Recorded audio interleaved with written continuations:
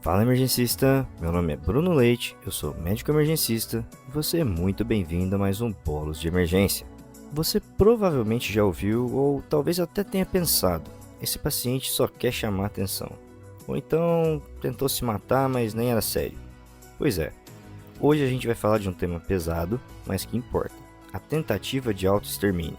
E se você atende na porta do pronto-socorro, se prepara, esse episódio é para você.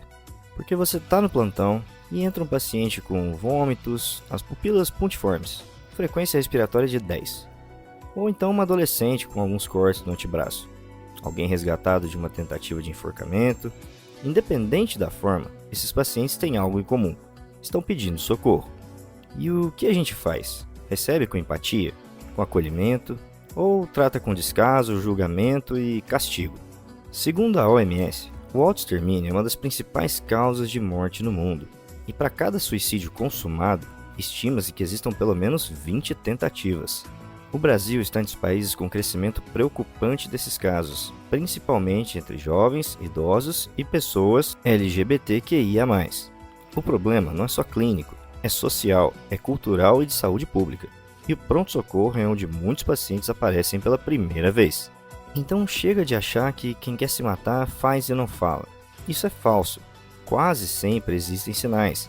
Chega de achar que é drama ou chantagem emocional. Isso é desinformação. E por favor, emergencista, chega de punição como resposta. Sabe aquela sonda calibrosa sem lubrificante que você passou para que o paciente aprenda a não fazer mais isso? Isso é desumano, isso não é medicina. Mas Bruno, bora pro que interessa. Como é que eu inicio esse atendimento?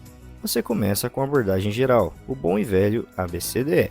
Estabiliza primeiro, corrige hipoglicemia, intoxicações se possível, distúrbios hidroeletrolíticos e depois sim a gente vai para o lado emocional.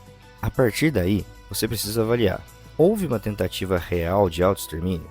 Houve ideação suicida, ou seja, intenção de morrer? O paciente apresenta risco imediato para si mesmo? Porque aqui existe uma ferramenta chamada SAFET que deve ser usada para triagem e avaliação. Em primeiro lugar, identifique os fatores de risco, doenças psiquiátricas, tentativas prévias, impulsividade, isolamento social e a presença ou não de intoxicação exógena. Em segundo lugar, avalie os fatores de proteção do seu paciente, se ele possui vínculos familiares, espiritualidade, planos futuros e suporte social. Em terceiro lugar, avalie a intenção e o planejamento. O plano era de fato letal, ele tinha acesso ao método, ele achava que ia morrer. Depois disso, determine o nível de risco. Baixo risco é aquele pensamento sem plano, com fatores de proteção forte. O médio risco tem um planejamento sem ação, poucos fatores de proteção. E o alto risco é aquele que apresentou uma tentativa recente, com sintomas graves e um plano específico. Em quinto e último lugar, documente tudo. Os fatores de risco, a justificativa do risco estimado e o plano de acompanhamento. Na prática, lembre-se, se o paciente não tem capacidade de tomar decisões, ele não pode recusar atendimento. Se o risco é baixo, com rede de apoio e sem um plano concreto, pode haver uma alta com plano estruturado e acompanhamento ambulatorial rápido. Mas se o risco é médio ou alto, ou se ele tentou um autoextermínio de fato, encaminhamento para a saúde mental com avaliação psiquiátrica é obrigatória. E, se necessário, a internação involuntária. E lembre-se, emergencista, você não está sozinho. Acione a equipe multiprofissional, psicologia, assistente social, enfermagem, psiquiatria. Não se esqueça do básico, retire objetos perigosos de perto do paciente. Ofereça comida, cobertor, cuidado. Olhe no olho, chame pelo nome, trate como um ser humano. Quanto às contenções, tanto física quanto química, use somente se houver risco iminente, sempre como um último recurso, e jamais como punição. A contenção física pode humilhar, causar traumas e até agravar a situação. Priorize as estratégias verbais, o ambiente tranquilo, analgesia e só contenha se não houver outra saída. Lembre-se que a tentativa de suicídio é de notificação compulsória.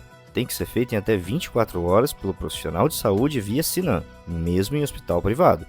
A notificação ajuda a planejar políticas públicas e não fere o sigilo profissional. Em suma, emergencista, toda vida importa, inclusive aquela que grita em silêncio. Inclusive aquela que chega na emergência pedindo ajuda de um jeito torto, confuso, sofrido. Como emergencistas, a gente não pode julgar, a gente tem que cuidar, com técnica sim, mas com humanidade também. Então hoje você aprendeu como acolher, classificar e conduzir um paciente em tentativa de autoextermínio.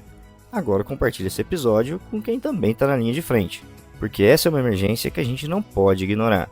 E porque esse foi mais um Bolos de Emergência. E eu me despeço mais uma vez agradecendo a nossa imensa audiência e pedindo a todos vocês que nos sigam também no Spotify e nos avaliem por lá. Aquelas 5 estrelas significam muito para a continuidade do nosso trabalho.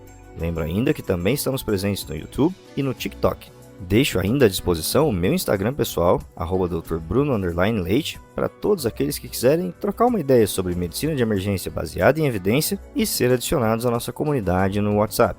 Por lá, a gente conta com mais de 1.200 emergencistas de todo o Brasil e até do exterior, todos sabedores de que conhecimento bom é conhecimento rápido.